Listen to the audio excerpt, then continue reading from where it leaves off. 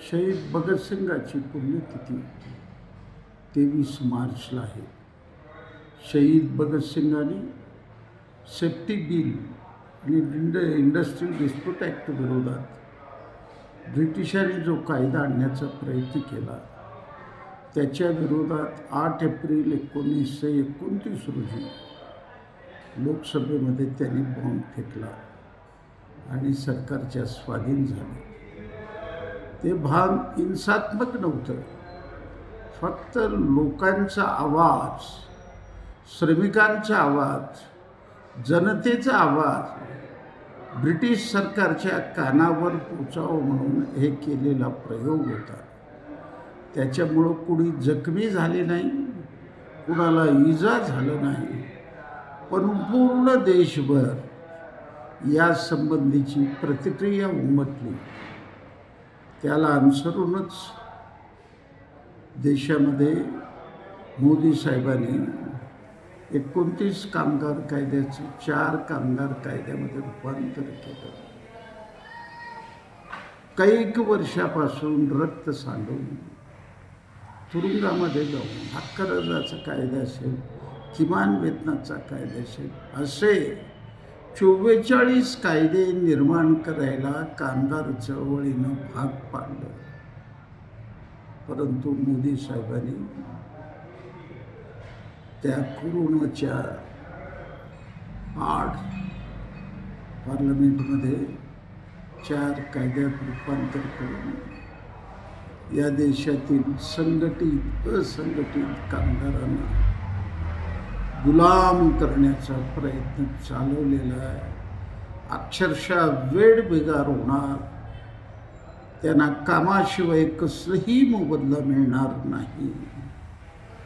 जसं जंगलामध्ये जनावरं राहतात तसं कामगाराची अवस्था करायचा प्रयत्न सुरू झालेला. या विरुद्ध कामगार रस्त्यावर येऊ नये म्हणून केंद्र आणि महाराष्ट्र शासनाने अनेक जुलमी कायदे केले. त्यातला मुक्का कायदा सुद्धा आपल्याला माहीत आहे, UAPA सुद्धा कायदा आपल्याला माहीत आहे. तर महाराष्ट्र सरकारने नवीन कायदा आणलेला आहे, त्याला एक गोंडस असं नाव सरकारने दिलं, जनसुरक्षा कायदा. अशा पद्धतीचं त्यांनी कायदा आणलेला आहे. या कायद्यामध्ये 2 वर्षापासून 7 वर्षापर्यंत शिक्षा संबोधलेला आहे. सर्व गुन्हे अजामीनपात्र असतील. तुम्हाला कोणत्याही कोर्टामध्ये दाद मागता येणार नाही.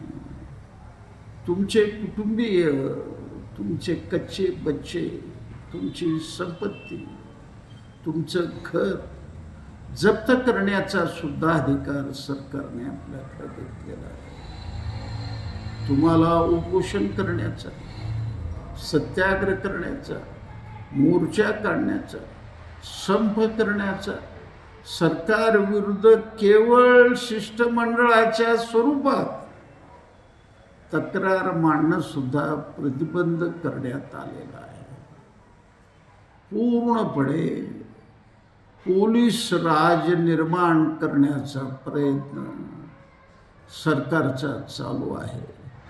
एका बाजूला हिंदू विरुद्ध मुस्लिमांना भडकवायचं आणि दुसऱ्या बाजूला असे कायदे आणून या देशातले अदानी अंबानी यांच्या हातामध्ये देश ठेवायला भारतीय जनता पक्ष त्यांचं सरकार चालवलेलं आहे. शहीद भगतसिंगाच्या दिनी शेकडो कामगार पूनम गेटवर जमूया, शहीद भगतसिंगला अभिवादन करून या विरुद्ध लढण्याची शपथ घेऊया, अशा पद्धतीचं आव्हान सीटूच्या वतीनं सोलापुरातील तमाम जनतेला मी करत आहे.